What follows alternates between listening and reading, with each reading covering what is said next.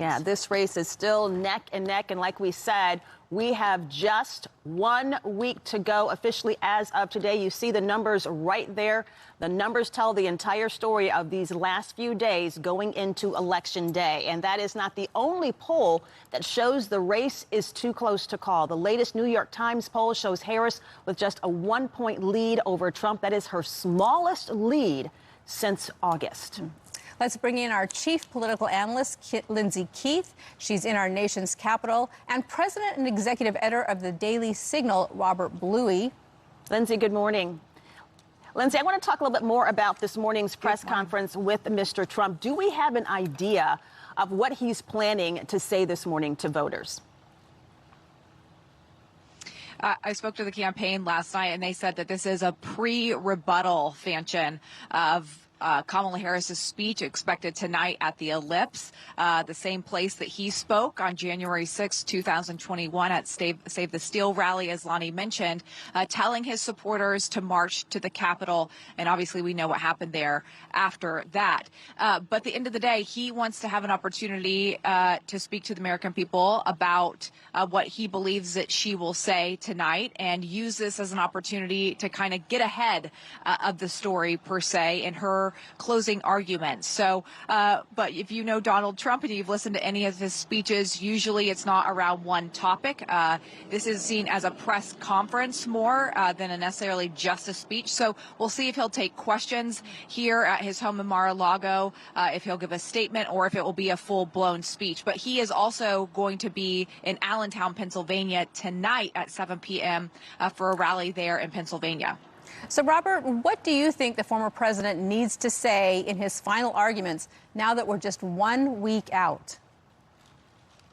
Well, good morning. And Donald Trump needs to seize this moment and refocus the campaign on the economy and on immigration. Those are the two issues that voters overwhelmingly say are motivating them to go to the polls. And those are two issues that Donald Trump is favored on over Kamala Harris. Let's face it, the American people are deeply dissatisfied with the Biden-Harris administration and its policies on the economy, on the cost of living, and really their failure to address the inflation crisis that our country has seen. And then when it comes to immigration, this is an issue where Trump obviously did well in 2016. It's an issue where there's a stark contrast between the two candidates. And so I think you'll hear a lot from Trump on that. And there's nothing that Donald Trump does better than refocus the attention on him. And of course, over the last 24 hours, those on the left and then the Democratic Party have tried to recenter the race over an off-color joke that was told at the MSG on Sunday. And so I think Trump wants to probably get back to the issues where he has his stronger advantage.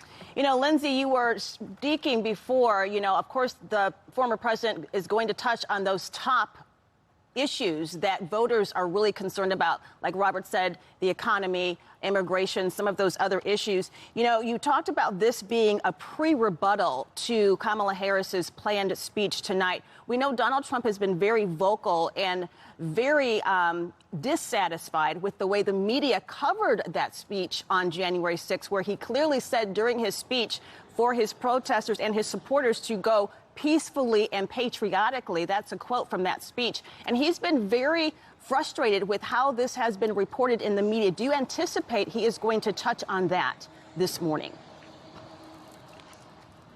I think so. I mean, he has strong feelings about how January 6th went down, and the American people have strong feelings about how January 6th went down as well. And it's fascinating because if you look at the arguments that Kamala Harris is trying to make tonight, we'll see if that she has Liz Cheney with her, former congresswoman and former congressman, adding Kinzinger, two people who were on the January 6th subcommittee who actually have been endorsed Kamala Harris tonight, and they see, as many people on the left in supporting Kamala Harris, that Donald Trump lost his opportunity to be president for his actions on that day. But many people who support Donald Trump would say, to your point, Fanchen, he did not encourage violence on that day, but many people would say as well he could have done more to stop the violence. We'll let that be argued in another place, but at the end of the day, I think that many people are interested to hear what he has to say about that day. And obviously his former vice president as well, Mike Pence, has been very outspoken about what happened there on January 6th. I interviewed him just last month, and he has not endorsed the former president, his boss. He hasn't said who he's voting for, but he has chosen not to support him in this race. But at the end of the day, it's true that his comments were not to go be violent. But many people and supporters that you had talked to, they said they were here for that day to support him and what they believed was an unfair election. You know, Robert, everything is calculated in these last few moments here. Here is Donald Trump giving a speech at Mar-a-Lago. We kind of thought at this point he would be, out stumping the different swing states, but he's in Mar-a-Lago giving this speech. What do you think the significance of the location is that he has picked for this conference?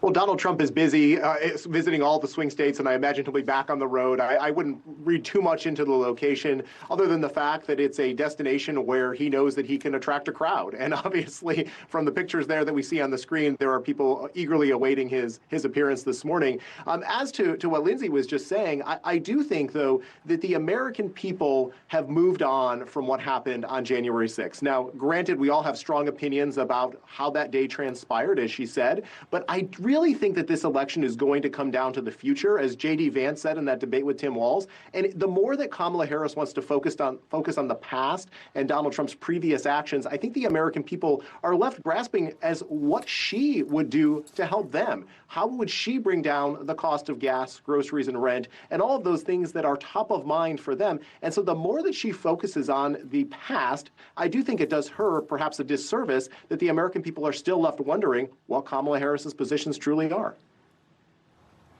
All right. Well, Lindsay, Robert, we're going to have you guys stand by. We are going to keep this feed live and open so that we can see when the former president makes it to the podium, and we will get back to you when he does begin his live address, and we will discuss this more after he finishes addressing the country this morning. Thank you both.